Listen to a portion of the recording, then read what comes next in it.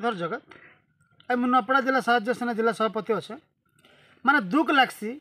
जे जेन अंचल रे कि